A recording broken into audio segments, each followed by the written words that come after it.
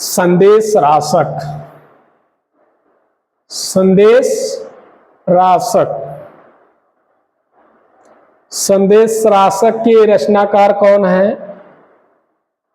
संदेश राशक के रचनाकार हैं अब्दुर रहमान। संदेश राशक के रचनाकार हैं अब्दुर रहमान। हिंदी का प्रथम कवि अब्दुर रहमान है। यह मान्यता किसकी है? हजारी प्रसाद द्विवेदी जी की है। हजारी प्रसाद द्विवेदी जी अब्दुर रहमान को हिंदी का प्रथम कवि मानते हैं। हिंदी का प्रथम कवि मानते हैं। अब संदेश राशक का रचनाकाल क्या है? संदेश राशक का रचनाकाल डॉक्टर कत्रे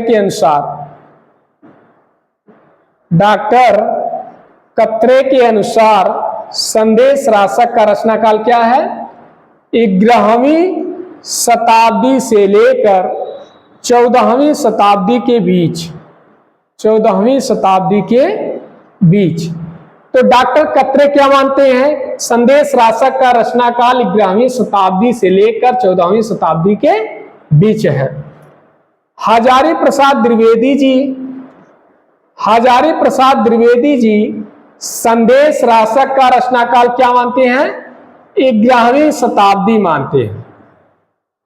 क्या मानते हैं? 11वीं शताब्दी मानते हैं। अगर हम बात करते हैं कि अगरचंद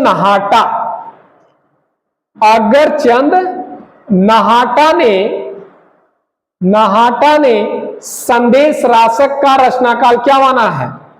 अगरचंद नाहाटा ने संदेश राशक का रचनाकाल माना है विक्रमी संवत 1400 के आसपास माना है।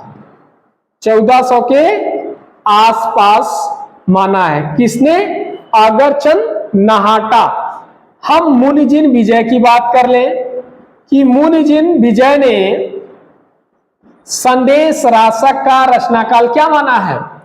मुनिजिन विजय ने संदेश राशक का रचनाकाल 12वीं शताब्दी माना है। क्या माना है? 12वीं शताब्दी माना है। क्या माना है? 12वीं शताब्दी। मुनिजिन विजय 12वीं शताब्दी मानते हैं। अब हम बात कर ले कि ये संदेश राशक का काव्य रूप कैसा है। संदेश राशक का काव्य रूप कैसा है?